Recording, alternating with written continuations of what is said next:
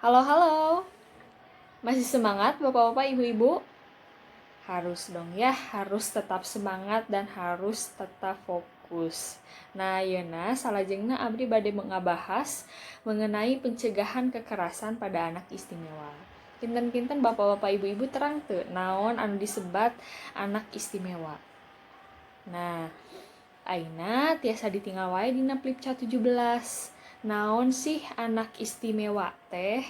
Nah, anak istimewa adalah anak-anak yang memerlukan perhatian khusus karena mengalami hambatan fisik, mental atau intelektual dan sosial, tetapi mampu mengembangkan kemampuan-kemampuan baru dari potensi yang ada pada dirinya. Jadi, anak-anak istimewa ieu teh anak-anak yang tidak seperti kita pada umumnya. Jadi mereka memiliki keterbatasan dalam fisik, mentalnya, dan juga sosialnya, tetapi mereka pun mempunyai kemampuan-kemampuan atau potensi yang bahkan bisa melebihi daripada kita. Makanya bisa disebut dengan anak istimewa. Nah, ayeuna abdi gaduh tayangan mengenai anak istimewa. Nyaeta si Getun.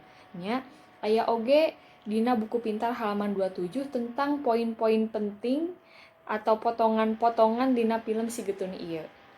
Mangga tiasa ditinggal sareng di perhatoskeun nya naon wae pesan-pesan anu aya dina film ieu. Nah,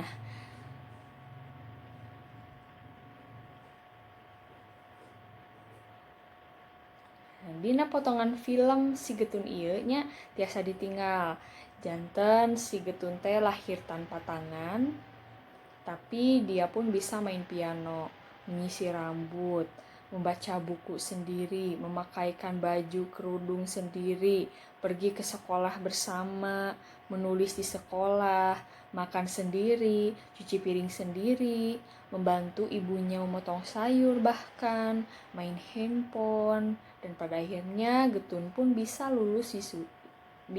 wisuda lulus SD maksudnya ya.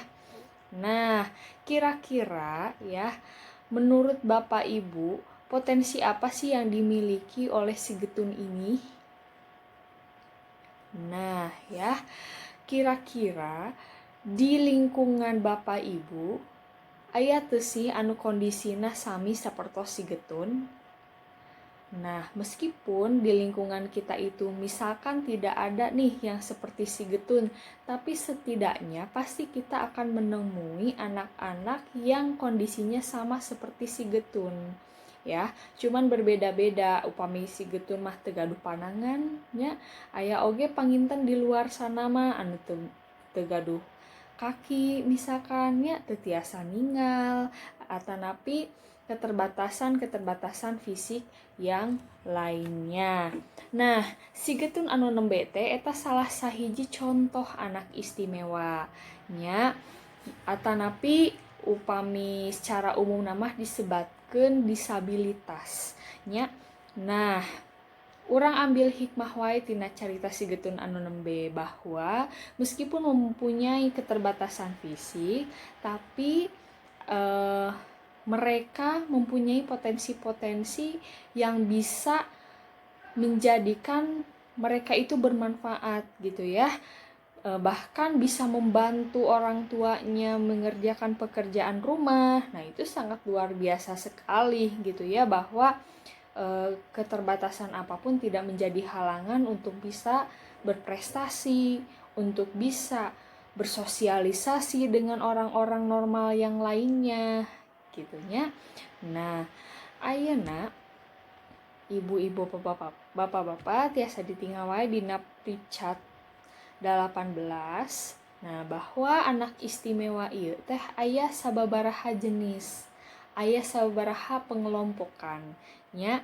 Anu kahiji tunanetra atanapi teu tiasa ninggalnya, tunarungu teu tiasa ngadangu, tunawicara, tunagrahita, tunadaksa, tunalaras, anak berkesulitan belajar nya, lambat belajar, terus mengalami spektrum autisme, atau tapi autis pangintennya, teras gangguan motorik, menjadi korban penyalahgunaan narkoba, obat terlarang, dan zat adiktif lainnya.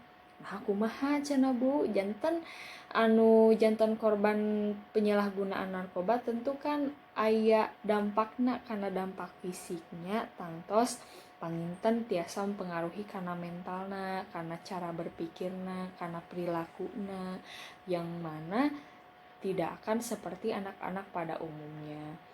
Nah, aya oge tuna gandanya sapertos henteu saukur tegaduh tangan hungkul sampaikan ka misalkan tegaduh tangan ongkoh, tetiasa ninggal ongkoh, tetiasa ngadangu ongkoh. Nah, itu nya masih tergolong kepada anak istimewa. Nah, ini berdasarkan Undang-Undang Pasal 3 Ayat 2 Permendiknas Nomor 70 Tahun 2009. Nah, anak istimewa ieu teh perlu digarisbawahi. Ternyata mereka rentan mendapatkan kekerasan sehingga perlu mendapatkan perlindungan khususnya di lingkungan sekitar, di lingkungan terdekat di keluarganya. Contohnya ya upami di keluarga misalkan sering melihat dan mendengar jika punya anak istimewa itu pasti disembunyikan karena malu, bahkan tidak disekolahkan. Nah, itu merupakan salah satu bentuk kekerasan ya, di mana anak-anak istimewa ini berhak juga untuk mendapatkan pendidikan ya kan, untuk mendapatkan kasih sayang.